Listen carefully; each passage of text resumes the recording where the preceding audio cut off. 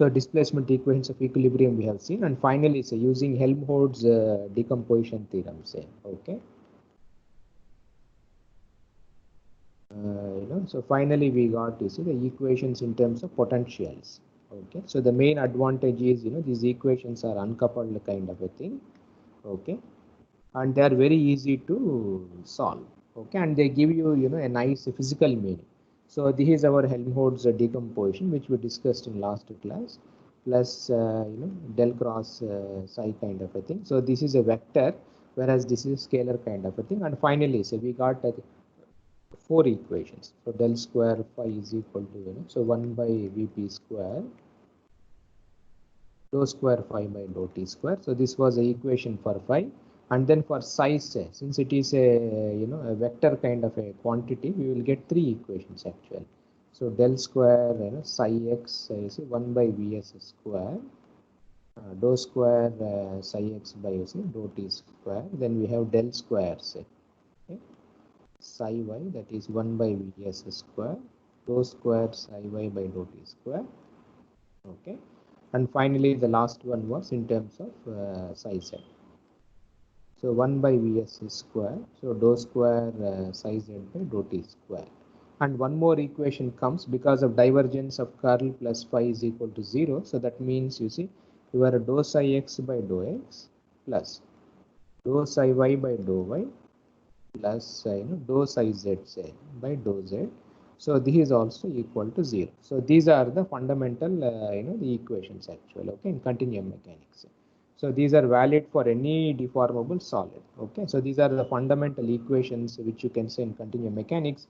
So finally in continuum mechanics, say everything boils down to this wave equations. Okay, that is phi and psi x. So these equations are valid, for all kinds of problems.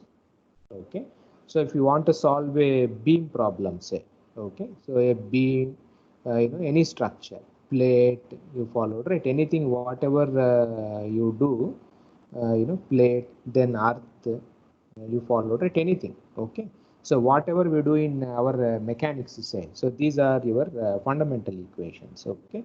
So you solve these equations, and then you see you get the solution. Okay, so generally in our mechanics of materials, so what people does is, you assume, right, plane sections remain plane and other things. So these are all partial differential equations actually. Okay, so sometimes in mechanics of material course, you know mechanics of material, that is in your second year UG you followed, right, you convert PD to OD, all those things whatever you have discussed. But these are the fundamental equations. Okay, so if you know how to solve these equations, so you know everything about this continuum, and you will be capable of doing this any problem actually. Okay, so only difference between a beam, structure, plate, and then earth, the only thing is, you see, the boundary conditions may be different actually. Okay, so the boundary conditions, like, so boundary conditions may be different, and then the medium, say, sometimes the medium may be finite medium, or sometimes you see infinite medium actually. Okay, so these are some the extra things. Okay, but equation remains same. Suppose if they are having a finite medium, so then the solution, you see, we write in a different fashion. If it is infinite medium, so we write the solution in a different pattern. And then the constants, okay, whatever constants you get, say, okay, so we will find out from this boundary condition. So these are the fundamental equations. So as already I told you in the first class, say, so our entire course, whatever we are going to do, say, how to solve these equations in a numerical fashion. So this is what, you see, we are going to discuss in this course. But before we proceed to this numerical fashions, you should know some analytical also. So there are followed, right? So this also, you see, one should know in our thing, because when you do this numerical solutions, say, okay, FEM or finite difference or whatever. So basically you will be doing just numbers only. Okay, so you will be playing with you see numbers, matrices, and then of course you see computers will be you follow, right, solving the things and other things comes. But now we have to benchmark actually. Okay, so the validation, if you want to validate, say, how good are your numerical results and other things, these analytical solutions, you see, they help actually. So first, what we will do is, we will just see some analytical, you followed it, results kind of a thing for these solutions. Then we will go to this numerical methods. Okay. So now basically those are all uncoupled, PDEs kind of a thing. And 4 equations are there actually. Okay, so how do we solve analytically? The solutions are available for many problems actually. Okay, so now one problem what we will see now is a 2-dimensional case. Let us see. Okay, so which is very the 2-dimensional case kind of a thing. So now let us see this famous the lamps problem actually. Okay, so which is a very famous problem in dynamics case, in soil mechanics, and then you see in earthquakes also say. So this was almost the first paper. So this paper was published in Royal Society in 1904 actually. Okay, so you can download this paper also. You see online, it is all available. Okay, so now let us see this problem in 2D. Okay, so now the equation of motion say. Okay, now it is 2 dimensions. So everything is same, those 3-4 wave equations only, but just I am writing, you see, for our completeness sake. So if you write in terms of displacement equations of equilibrium, which we wrote in our last class.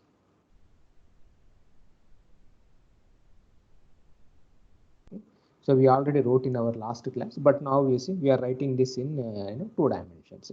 So you remember, right? Navier-Stokes dou square u by you see dou t square. So this is you see lambda plus mu dou epsilon v, okay, by dou x kind of a thing, plus mu del square u and then rho. Okay, so dou square v by dou t square. So this becomes just lambda plus mu dou epsilon v say by dou y plus mu del square v actually. Okay, so this was the thing for 2 dimensions. If it is 3D, say you have one more W equation, and then you see you will have some other the extra terms coming in our equation. So u and v say they are nothing but you see the displacements. Okay, so we are doing a 2-dimensional problem. So that is we are neglecting you see z here. So this is our dimension. So we have neglected this z. See, what do you call this type of a problem if you neglect other dimensions in continuum mechanics? Anybody remember? See, when you can a 3D problem, when you can reduce it to a 2D problem? Plane strain. Plane strain or even plane stress Plane also. stress. Right? So in plane stress also, you remember, right? The assumptions was load is also varies with only x and y. There is no z kind of a thing. And if the plate is a thin say, then you neglect right stresses. When the plate is very very long, like a dam kind of a thing, and if the edges are fixed, then we assume displacement is 0, and that gives you the strains becomes 0 kind of a thing. But both the problems are is a 2-dimensional kind of a thing. Okay.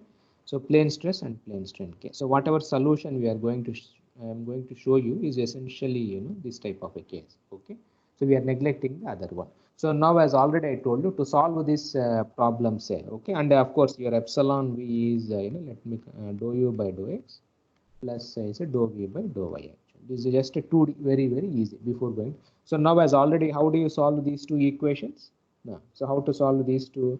As already I told, these are coupled ODEs actually. Okay, that means equation for u contains v also. So v comes from your epsilon, because epsilon v is as a function of u and v. So these are basically coupled ODEs.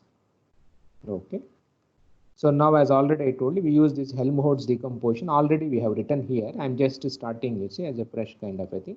So now we use this Helmholtz decomposition theorem. So based on that, say in 2 dimensions, you see you can write as dou phi by dou x plus dou psi by dou y. Last class we already wrote. Okay, because you will be having in 3D say psi 1, psi 2, psi 3 will come. So you have you remember. So we had this plus this like that. You see we have the solution psi 1, psi 2, psi 3 also will come.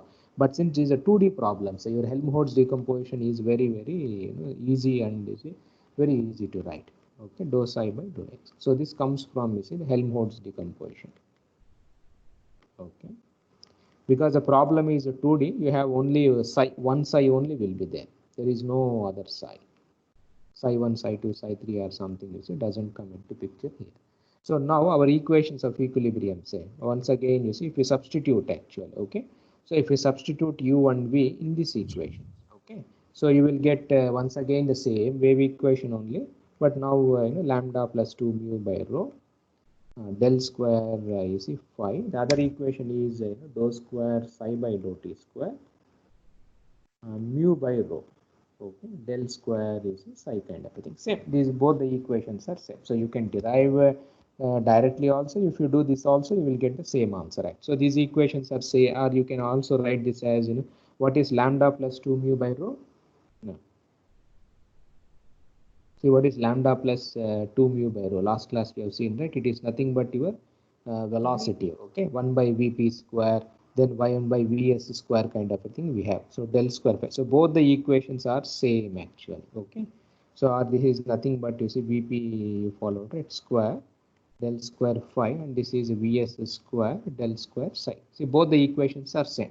So you can do this way also, or you can same thing only. Both are same. Okay, and now we have to find out the solution. So you are having so your phi is basically a function of x, then y, then time. Z we have ignored actually because we are dealing with a plane problem kind of a thing. So now I see we assume simple harmonic motion. Say okay. Now see why do we assume simple harmonic motions? Now so in the dynamics also, what do we do, right? So we assume that you see anything can be represented in terms of a Fourier series and other things comes into picture. So what to do is you follow it. We assume simple harmonics, so which means e to the power of I omega t. This is an assumption actual. Okay, so all the you would have studied in structural dynamics. How do you write the solution for any problem? Say, how do you write it? For a single degree or multi-degree or a continuous system, whatever system you do, you write in terms of a sine omega t plus b cos omega. You remember, right? Or a sine omega t, you remember. If it is a finite medium, so like this, we write the solutions. Where a and phi are the constants, you find out from that initial condition or something. So most of the cases you see we use a simple harmonic. So these type of things we call a simple harmonic. Of course sine omega t can be expressed in terms of e to the power of I omega t. What's e to the power of I omega t? Once again sine theta plus I cos theta kind of a thing. Okay, so if you assume this one so what happens is, so if you assume say phi varies as e to the power of I omega t with respect to time. So if you substitute, what happens is this derivative, what happens? So 2 times you have to differentiate with respect to this.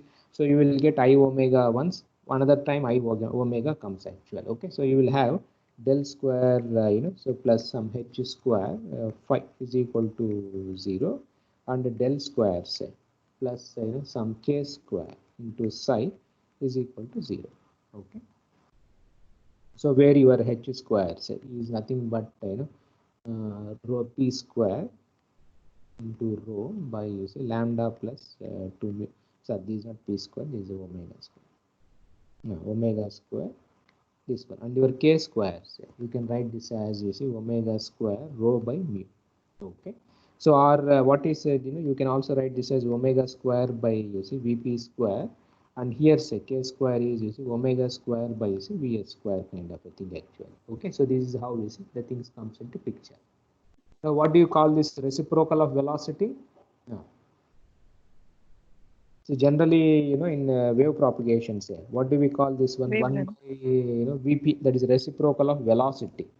Velocity is Reciprocal of velocity. 1 by Vp, Vs, these are all reciprocals actually. So where you have velocity, so now what do you call reciprocal of velocity? No. So in the in wave propagation, so we call this as velocity is it's something moving actually. We also call them as wave slowness also sometimes. Okay, this is just a technical term. So slowness means reciprocal of velocity actually. Okay, that is how you see the terminology comes into picture. Okay, so now Vp and Vs are this one. So now if you write for stresses also, so stress strain relations and then strain displacement relations also, you can write sigma x say by mu. So this is lambda, that lambda things are there, mu into delta, or so this epsilon v plus 2 into dou u by dou x kind of a thing you have. So now so you can dump this in terms of potentials, you can write.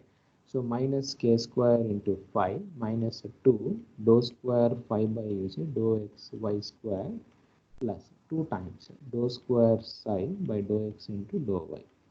So what we are doing is the stress displacement equations are there. So we are writing everything in terms of potentials. Okay. And then sigma yy. Okay. By mu shear modulus. So dou v by dou x plus say dou u by dou y. Okay. This is a shear strain. You know, right? In the shear strain, epsilon 1, 2, you know, all those things you know from your mechanics. So this also, if you write in terms of potentials, dou square phi by dou x dou y minus k square is psi minus 2 dou square phi by dou x square. Okay, so this is for sigma yy, and then sigma xy. This is a shear strain. Then sigma yy say.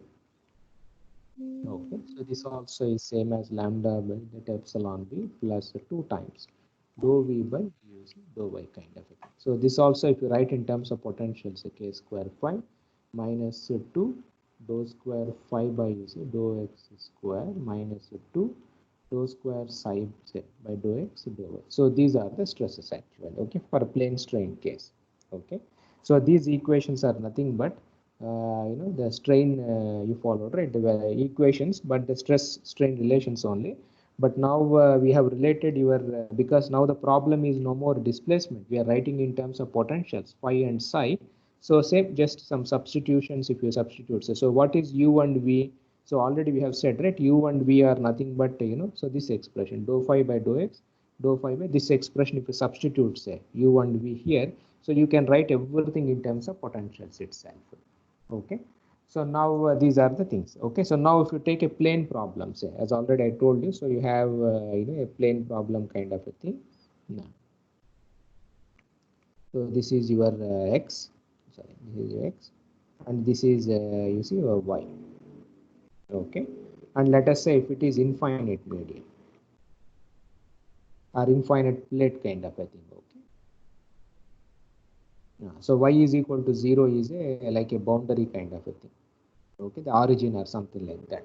So now so when y is greater than 0 say, okay, so now you see we have to find out the solutions. So now for this so these are our equations. Okay, so now we have to solve these two. Del square these are our two equations have to be solved. So phi and psi. Okay, because this is also a Laplace, and h square anyway is a constant kind of thing you have.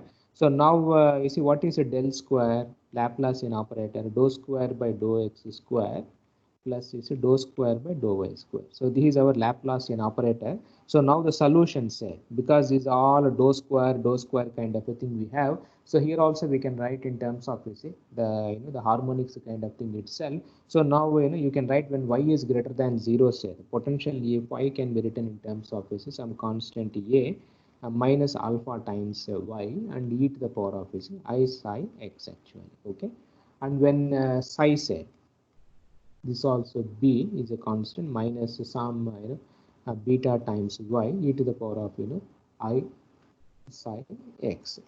Okay, so we write the solution is like this. Okay, so we assume that so this is your boundary y here. So which means you see the waves they propagate like this actually. Okay, so the load is there say.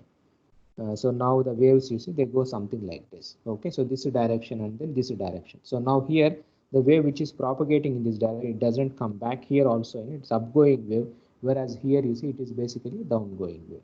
So now if you substitute your phi and psi in your equations of equilibrium in terms of the potentials.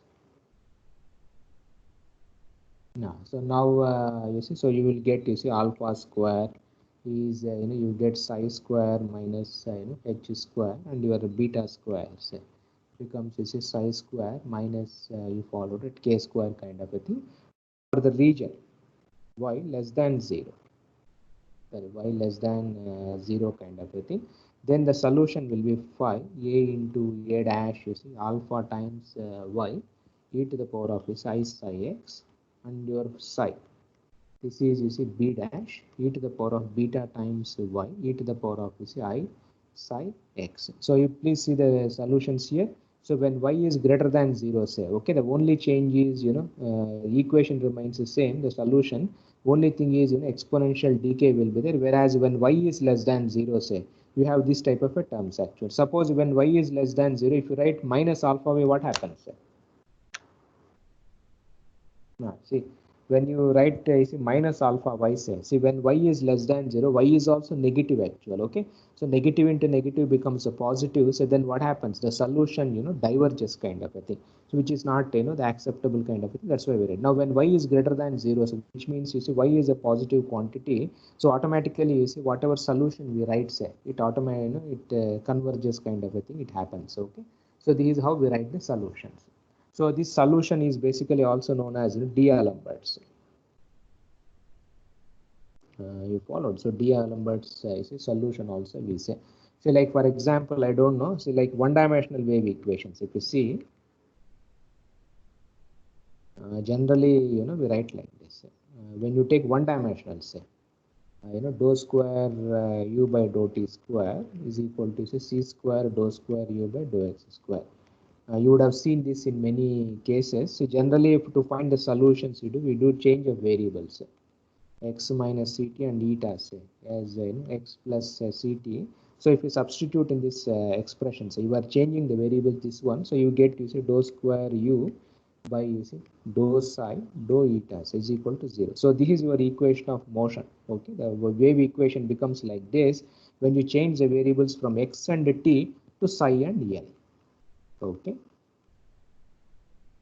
so you are changing the variable, so the equation becomes like this. Now what is the solution of this partial differential equation? So you can write the solution as, so dou square u by dou psi dou n has to be 0, which means your u of this can be some function of psi, then some function of eta kind of a thing. Or you can also write this as f x minus ct and plus g x plus ct actually. So this is how we write the solutions. So this is f and g, say, this you have to decide actually. You followed the functional forms or something. But now the solution, what it says is a very, very important thing. That means, generally for wave equations, whenever you are having a wave equation, you can write the solution into two pieces. One is a wave. What is x minus ct? What's the difference between x plus ct and x minus ct? Tell me, what is x minus ct and x plus ct?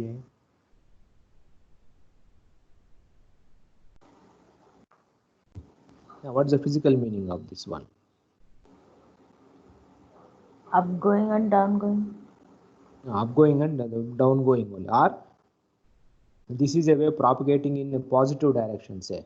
This is a wave propagating in opposite suppose if it takes, so you have a wave which is going like this. Okay. So this may be x plus x minus ct, say. Okay. And then this will be x plus ct actually. So this is what we call as D'Alembert's, the equation of motion. So same thing. So generally for 2D, it is valid for 2D and 3D also. So now what are we doing here? So we are assuming that x direction we are not interested. We want only in y direction when we are applying the load. It depends actually. Okay. So we are writing the solution as same D'Alembert's wave equation. So the upgoing then downgoing wave kind of a thing. So this is how the D'Alembert's thing helps. So same thing. So the solution why we are writing like this comes back to D'Alembert's solution. So he was the person who gave the solution to this wave propagation equation. Okay, the same thing we are also following here. Okay, so now so finally so upgoing wave, downgoing wave we have written here. So these are the potentials. So y less than 0, then y greater than 0 itself. Okay. So now we can say that now we can substitute. So now the expressions, if you put up, say, okay. So now for the upgoing waves or something.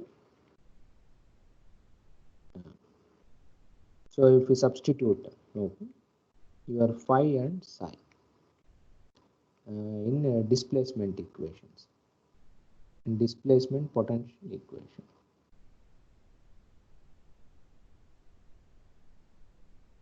You followed, right? So you can write this as u naught and substitute y is equal to 0, say, and substitute. Okay, y is equal to 0. So when y is equal to 0, anyway both of them will be same. So your u naught, say, that means you say I psi a minus beta times capital B e to the power of my I psi x, and your the v naught, that is a displace the minus alpha times a minus I psi b e to the power of this I psi x actual. So these are the displacements, along this line. Okay, so we are writing here the displacements along this line. Okay, so this is a plane what we are looking at. So this plane is y is equal to 0. Okay, so now so these are the displacements there. Okay, and then you can also write in the stresses also. So sigma xy say at y is equal to 0. So this also will be mu minus 2 I psi alpha times a plus 2 psi square minus k square into b e to the power of I psi x kind of a thing, and whereas your sigma x y at y is equal to 0, so mu minus 2 psi square minus k square into a plus 2 I psi beta times b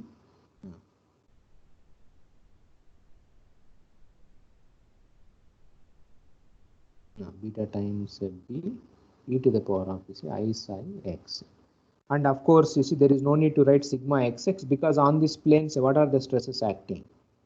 See, this is a plane which is perpendicular to y-axis actual. Okay, so you will be having two stresses. One is sigma yy, and other one is sigma xy.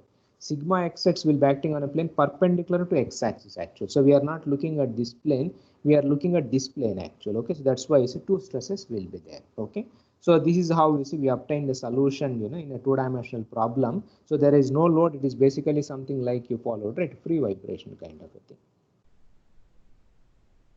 You followed. So this is how we write the solutions. So now here you have having only two constants, a and b. So if you depending on the load or whatever, so you can choose and then you can get this constant. So now we assume, so now for to calculate the solutions, say for a given load, you can solve these equations, get a and b. Now let us say that we assume some load. So there is a load, you followed, right? That is y. This load is also periodic load actually. Okay, per unit area. So this acts parallel to y. So what type of load it is? So you have x and y. So this is your plane y is equal to 0. So on this plane, so you are having you followed a periodic some kind of a load like this. So this load is y e to the power of I psi x. Okay, and it is acting in this vertical direction. So there is no load in the tangential direction. Okay, so acting parallel to y is equal to 0. Parallel to y. Okay, yeah, acting on the plane y is equal to 0. You followed, right? So now you see, so for this, so generally whenever there is a load, say, okay, so you can write, because the load per unit area or something, this can be represent the loads in terms of stress discontinuities.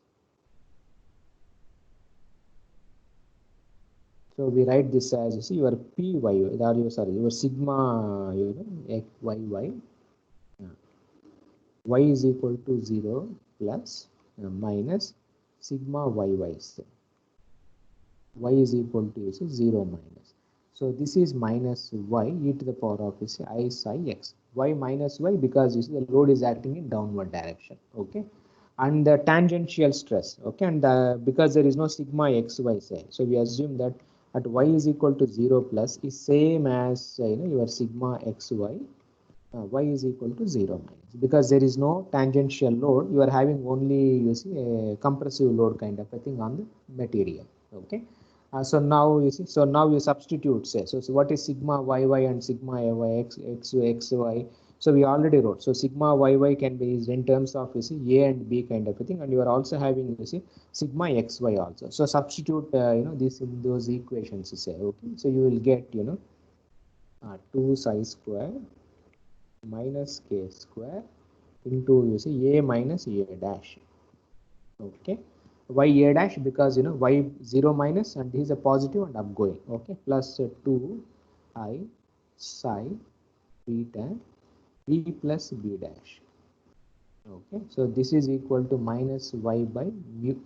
Okay, and e to the power of I psi x gets cancelled on both the sides. And then other equations say the tangential stress psi alpha a plus a dash plus so 2 psi square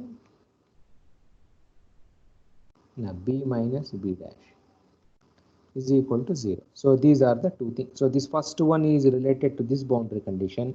This is related to the second boundary condition actually. Okay, so you will have so, and then of course we also say that displacements say are also continuous.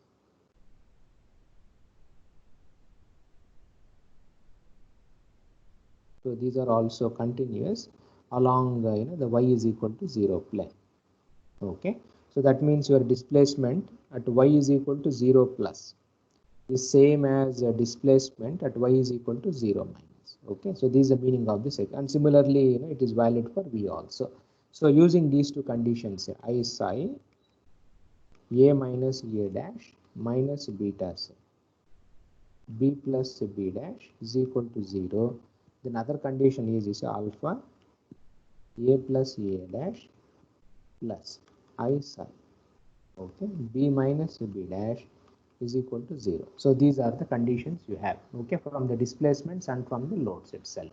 So now how many constants are there? 4 constants actually, a dash, b dash. So now this is equation number 1, this is equation number 2 in terms of stresses, and then in terms of displacements we have got 4 equations are there and 4 unknowns, that is a dash, then b, then b dash. So you solve these 4 equations, you will get your a, b, a dash and then b dash. So this turns out to be a will be same as minus a dash.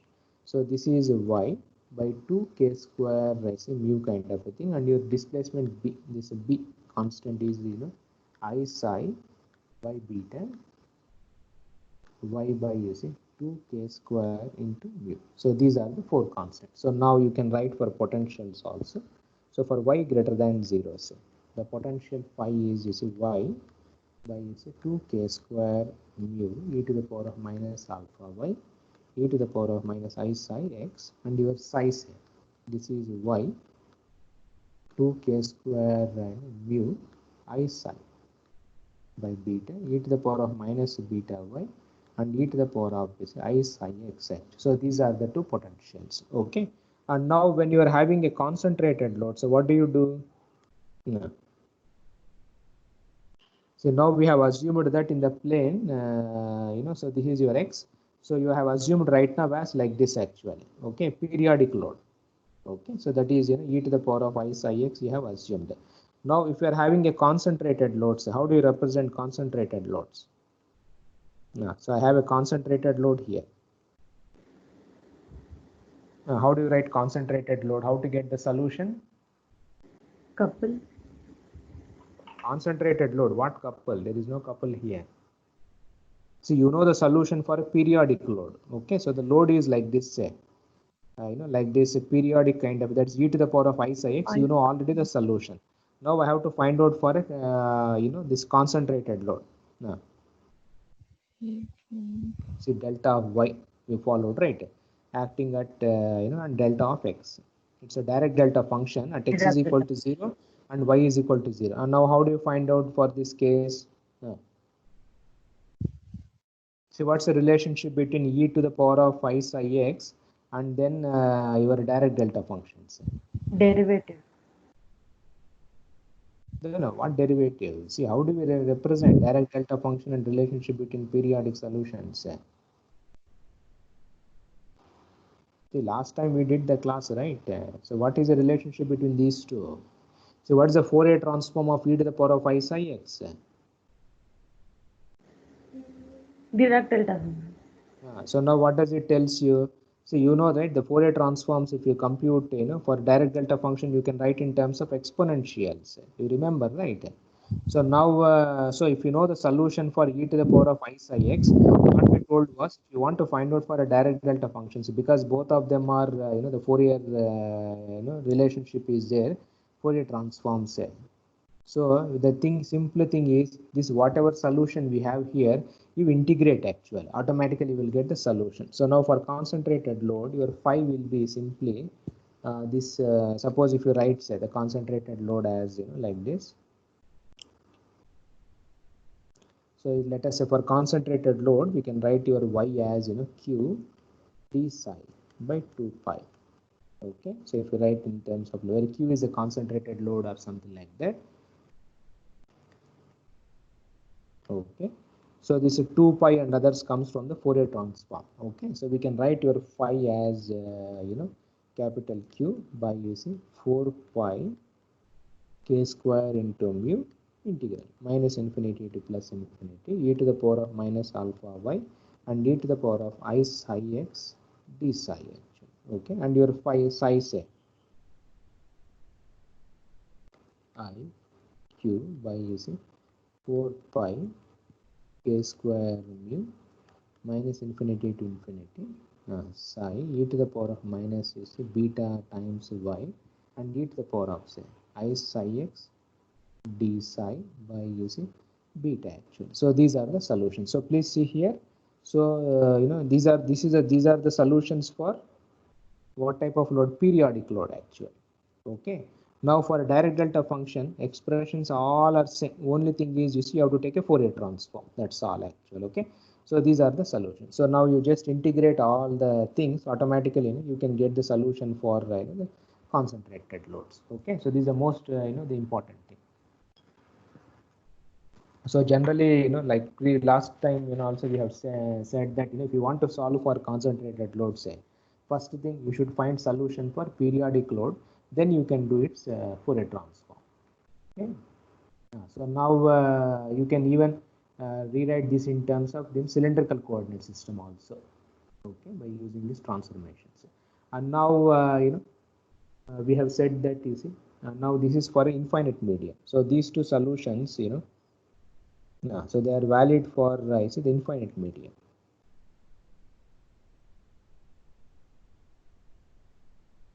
That means your x is going from minus infinity to infinity.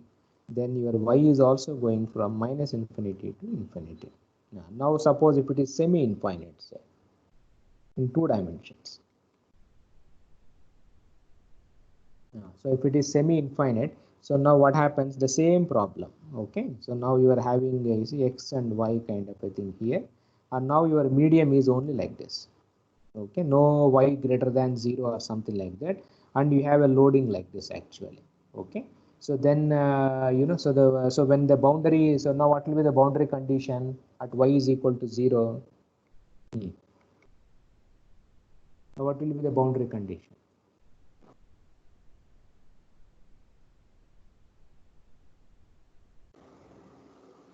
So what's the boundary condition at y is equal to 0? You have a load, the same periodic load is acting, e to the power of that I psi x.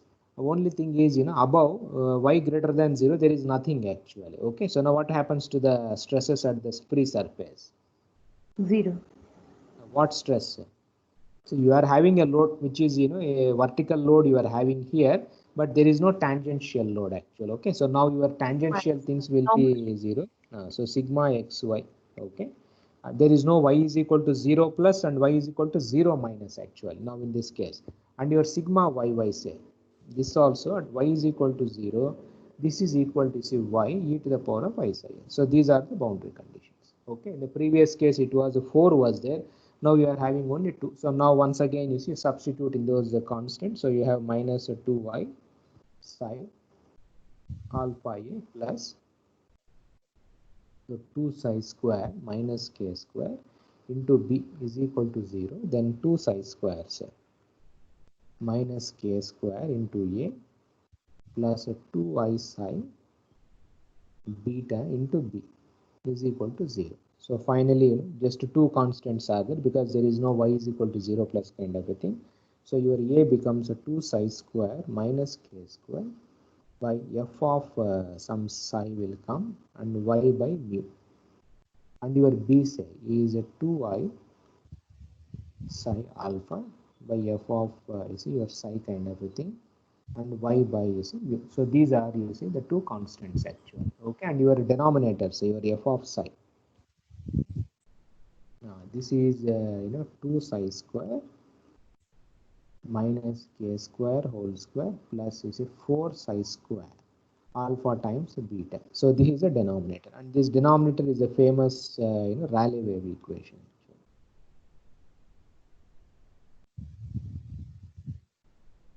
The denominator, you followed it. It's a very famous thing. We will discuss at the later stage. Okay. So now at the surface, say. So now at the surface, the displacements. So that is that y is equal to 0.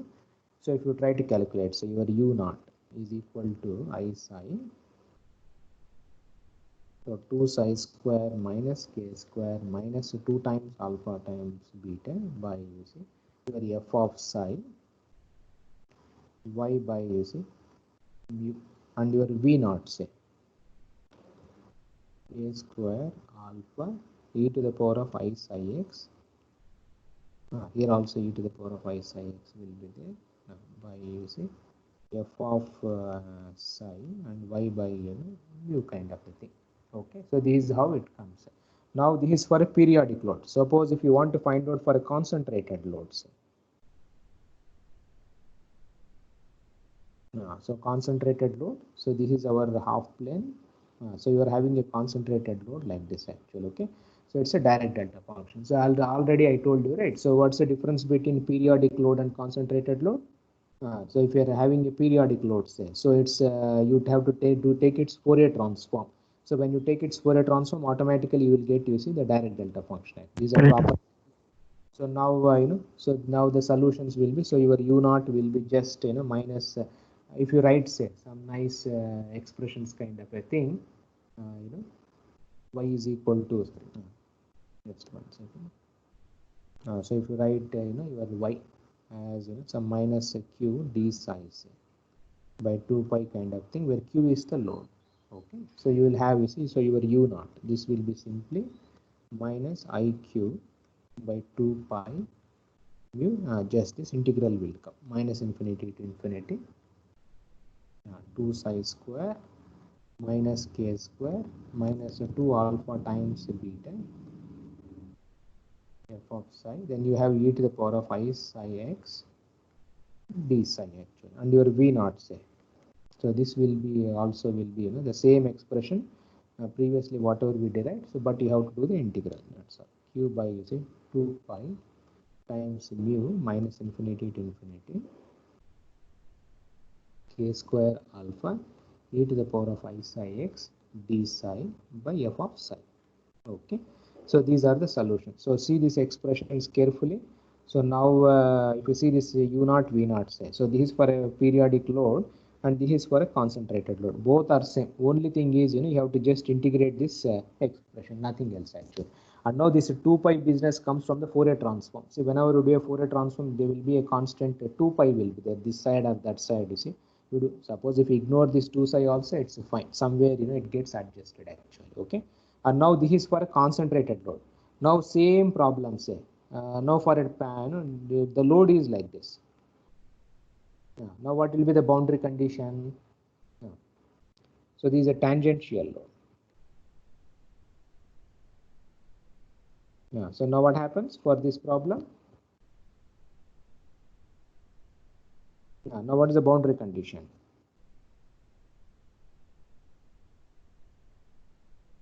Y is 0. Which one? Sigma YY. Sigma YY is 0. So this tangential load can be represented in terms of sigma XY. Okay, so now sigma XY, say, at y is equal to 0 is your sum capital X e to the power of I psi x. Okay, x is the magnitude actual. Okay, and your sigma YY at y is equal to 0 is 0. Okay, so these are the two conditions. So same, you just solve once again. So you will get the two constants. So a is equal to minus 2y psi beta by f of psi x by mu. Okay, and your b, say, the constant b will be 2 psi square minus k square by f of psi x by mu. So these are the solutions, and now your displacements at the surface. Okay, so your u naught, for a concentrated load or whatever, if you try to find out, okay. So minus P by, you see, some 2 pi mu, minus infinity to infinity. So k square beta e to the power of I psi x d psi by, you see, f of psi and your v naught, say.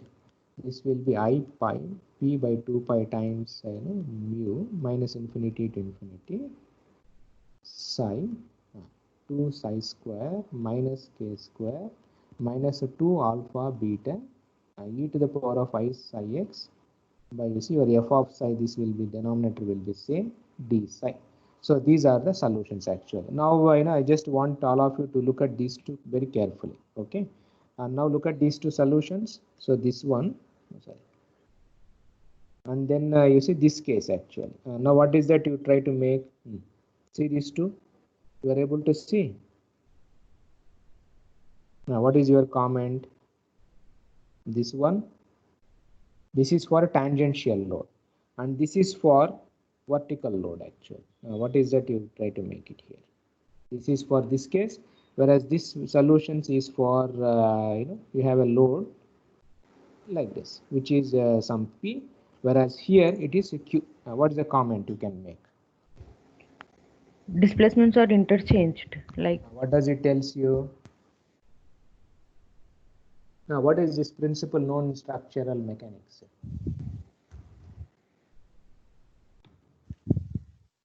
Tell me, what is this principle? What is that principle of superposition? Principle of superposition is what? Interchange means superposition. No, it's superposition is addition. No. Look carefully here. Where, how is the load applied? vertically. Vertical load. This is a, what is u naught, x direction displacement. X direction. This is vertical displacement. Okay. Now here the load is applied tangential. This is, when the load is applied this is in x direction. This is in y direction. What does it tells you? Betti's law. What is this one? Reciprocal theorem actually. You followed. All of you would have studied, right, in structural mechanics also, reciprocal theorem.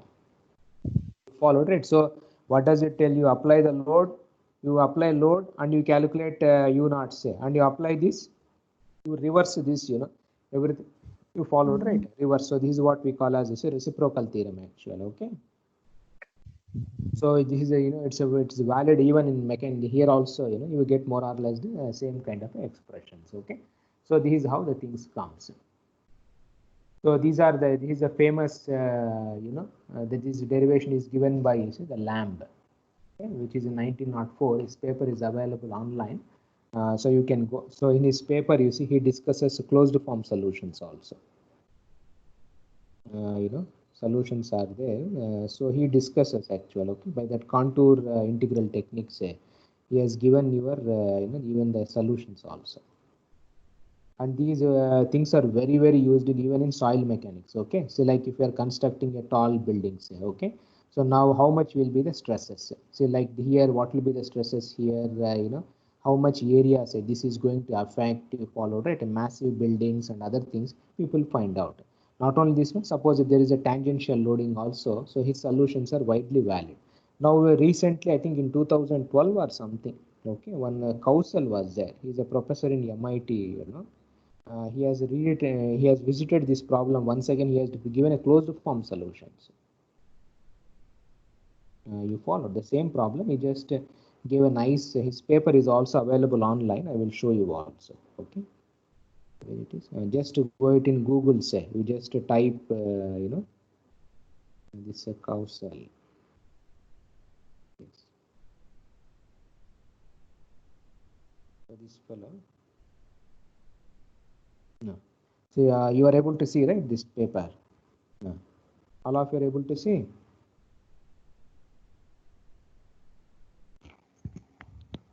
Able to see, right, all of you? Yes, sir. So this is his paper.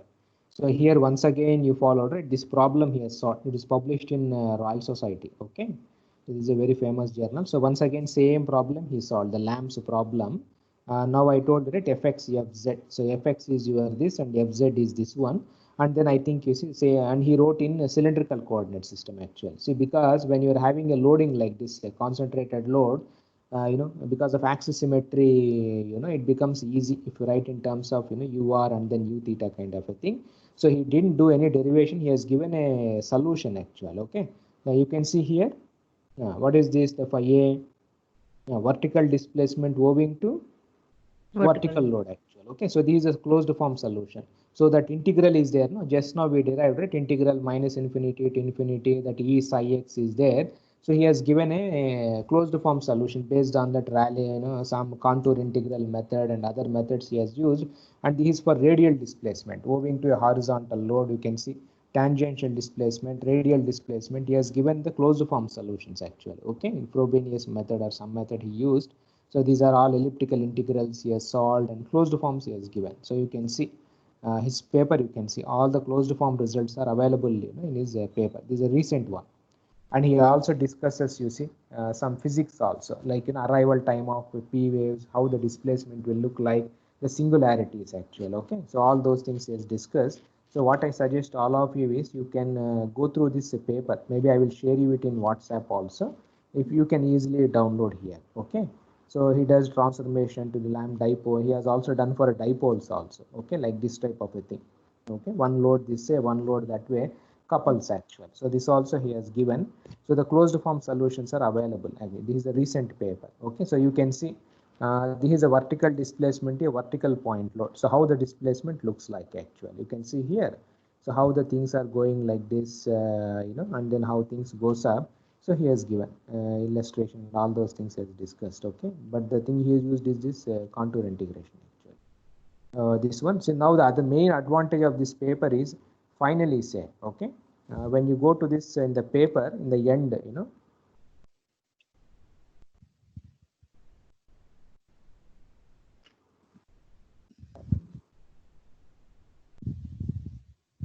so if you go to this paper,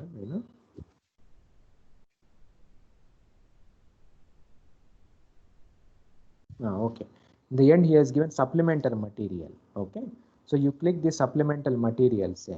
So there are two files he has given, sub2.zip and sub1.pdf. You download this zip file.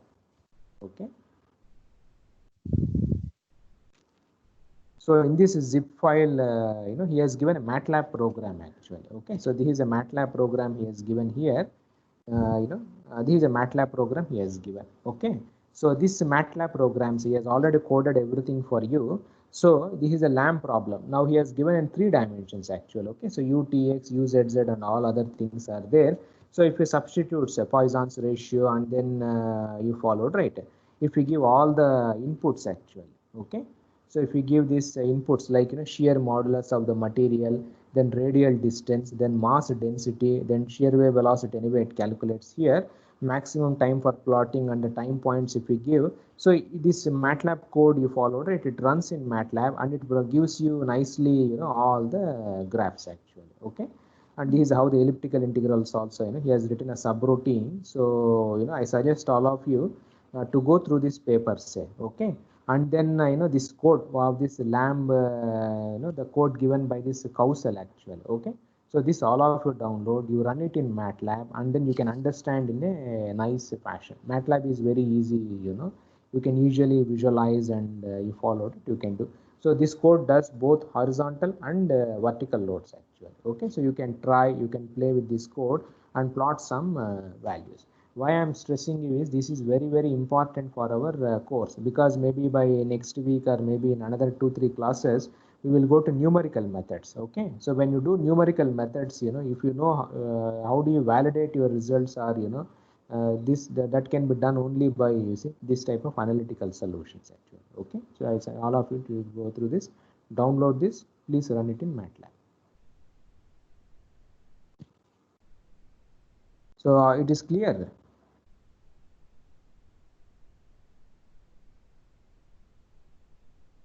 Yeah, so now we will go to our derivations. Okay, so download this Kausal's paper, that MATLAB program also. So you run it and then you understand actually. Okay, so you get some numerical plots and then you will be able to understand, appreciate the solution. Okay, and now let us see the same wave equations in spherical coordinate system. This is much more we followed, right? So the wave equation, the scalar wave equation, you will see.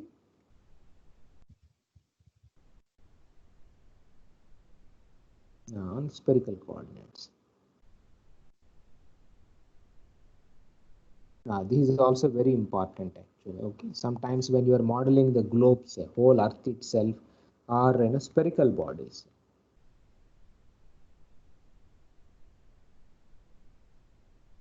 You followed it. This becomes very important. So now let us solve for one dimensions actually, one dimensional equation. So which means you are having only one displacement or one phi, you can say. Okay. So like for example, you see del square u is 1 by c square dou square u by dou t square actually. Okay. Of course, you can write in terms of phi itself. I'm just writing in terms of the derivatives. Okay. Now the Laplacian operators del square u in this you have to solve it in spherical coordinate system. So the in Cartesian coordinates, you write this as you see dou x square by dou y square, okay, plus dou square by you see dou z square. But now in spherical coordinate system, your coordinate system is r, theta, and then phi actually. Okay, so all of I think the spherical coordinates. So you have like this. So if you take any points, so you project right.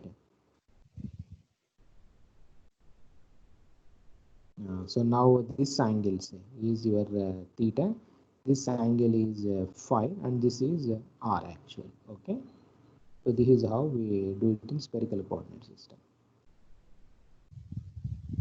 Okay. So theta is your polar angle, and your phi is this angular kind of a thing we have. Okay. And r anyway is a radius or whatever. So the Laplacian operator. So the equation remains the same. Only the operators they change. So your del square, the Laplacian operator is like this. Dou square u by dou r square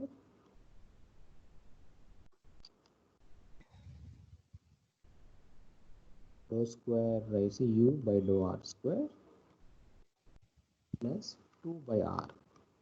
Okay, dou u by dou r plus 1 by r square sin theta. Okay, dou by dou theta sin theta into dou u by dou theta plus 1 by r square sin square theta. Dou square u by dou phi square.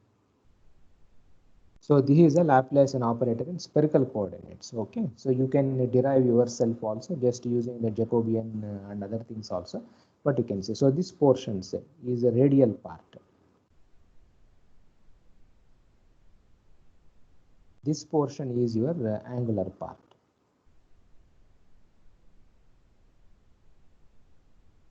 Okay, that is how we say generally we divide. So this contains r, whereas these two contains phi and theta kind of a thing. So now to solve this one in spherical coordinates, what to do is you followed it. Separation of variables we use.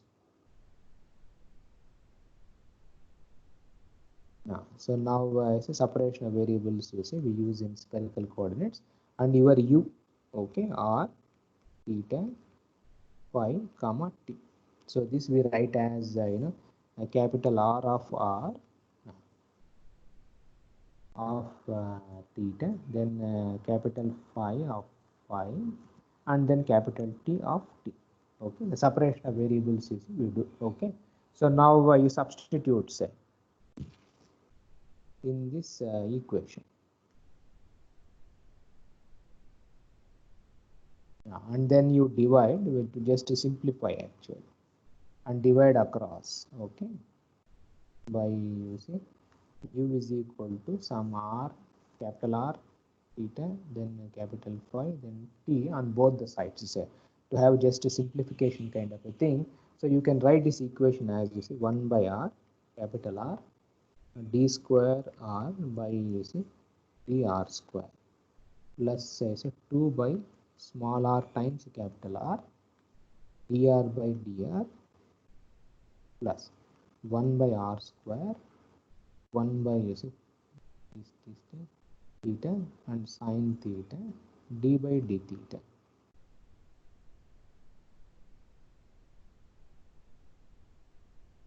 By d theta now plus 1 by r square sine square theta.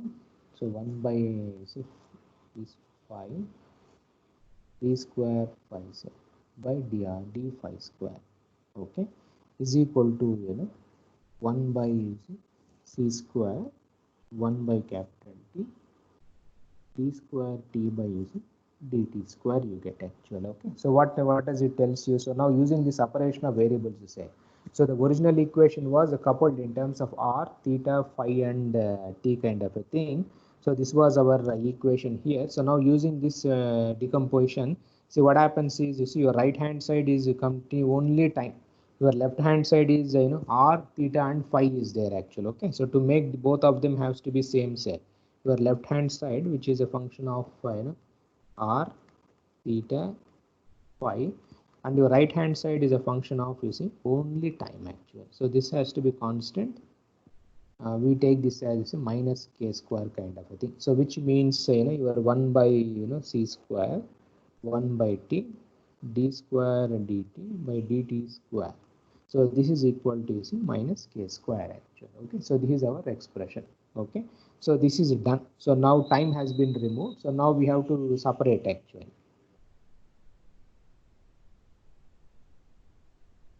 So now we have to separate theta, phi and r, okay. So now your left hand side say, so you multiply by r square and then rearrange.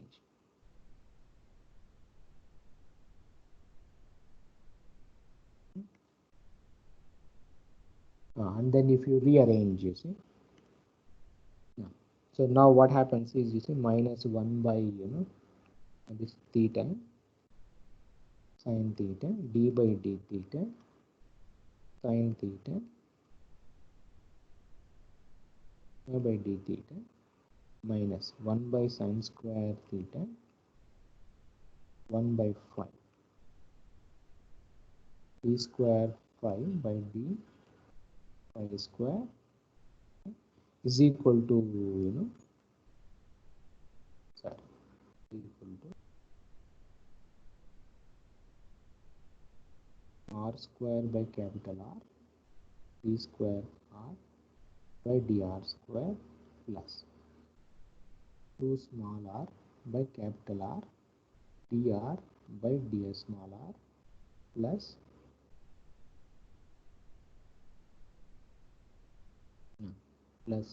k square r square actually. So now if we look at this equation also carefully, and now what has happened, all r terms are on one side, theta and phi are coupled actually, okay. So your left hand side is a function of theta and phi, whereas your right hand side say, is only function of small r, and you can write this in terms of a constant lambda kind of a thing, okay.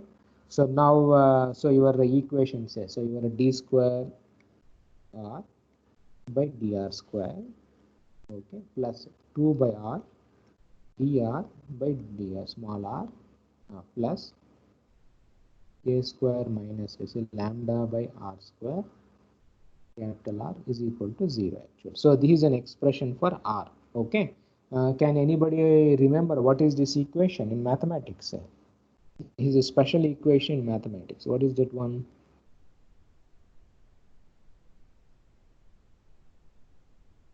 No, this equation is a special equation. Can anybody remember what is this equation?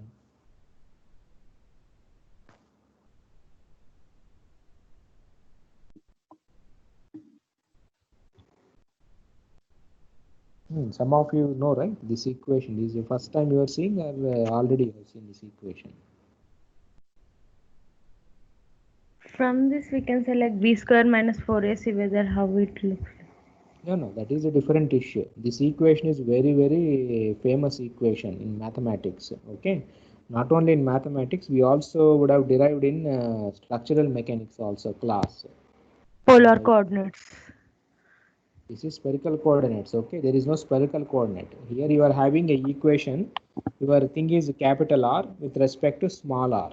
You followed, right? This equation you see where what do you call this type of equations? In mathematics, this is special equation. What will be the solution of this equation?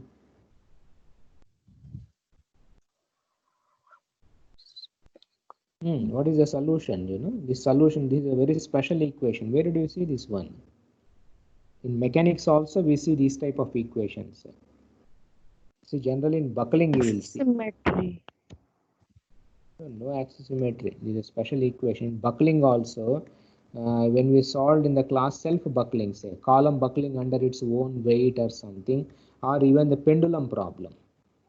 In structural dynamics, if we ignore, see generally in pendulum problem what to do is we have sine theta, we replace by theta. Suppose if you don't do, you write equation in terms of sine theta, say, so automatically finally doing all those things everywhere you come to this type of equations actual. So this is nothing but Bessel's equation. You followed. So this is a Bessel's differential equation actually. So solution of this equation is not in terms of, you can't write in terms of sine and cos. You have to write in terms of Bessel functions. Okay. So these are very famous equation you see in mathematics, which also comes in self-buckling and pendulum oscillation itself for large thetas for a nonlinear ODE. So these Bessel functions also comes into picture. Okay. So this is thing. So now T has been removed, R has been removed. Now theta and phi has to be removed actually. Okay, so now we separate theta and phi also. Okay, so now for this cell you multiply your left hand side. So the LHS, which is a function of theta and phi, by sine square theta, say, and rearrange.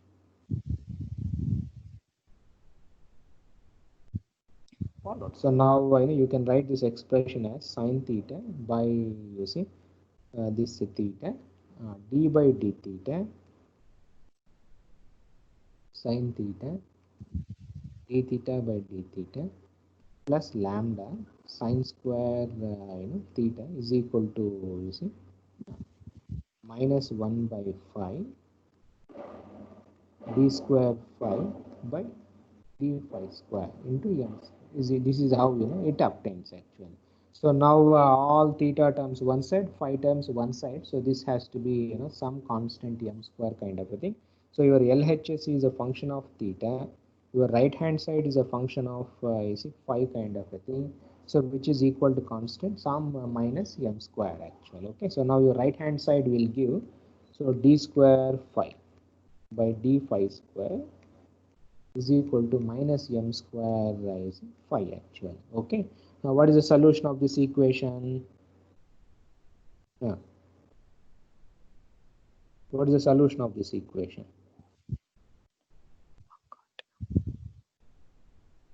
This equation is same as what? Eigen problem. Eigen problem. No. This equation is same as where do you see this type of equations?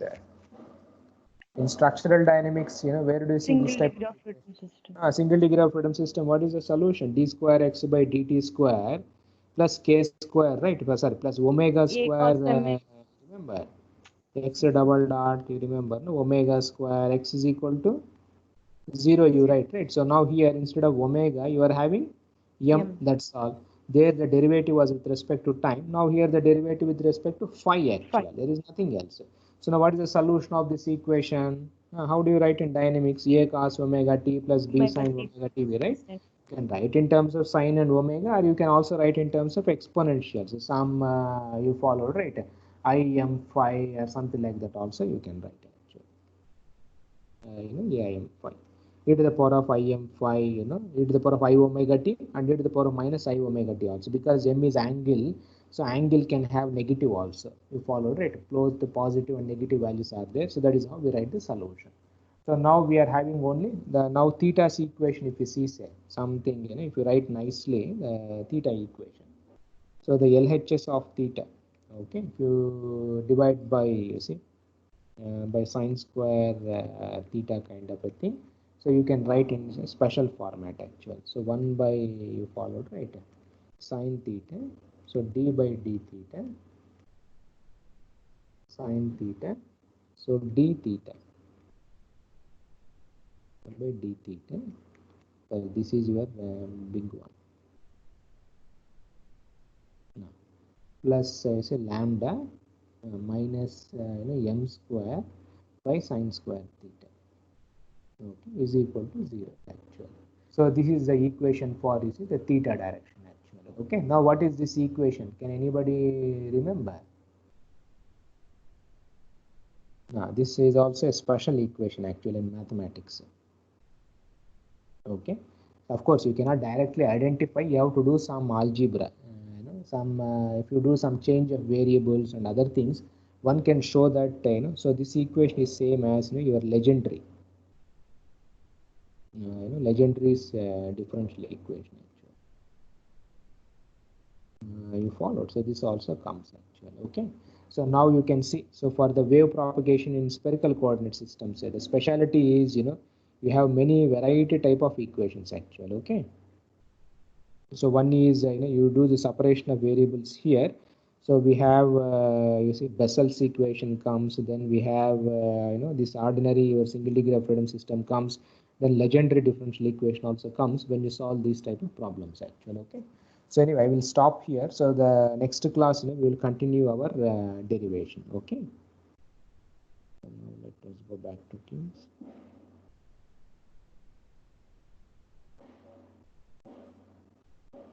So stop recording.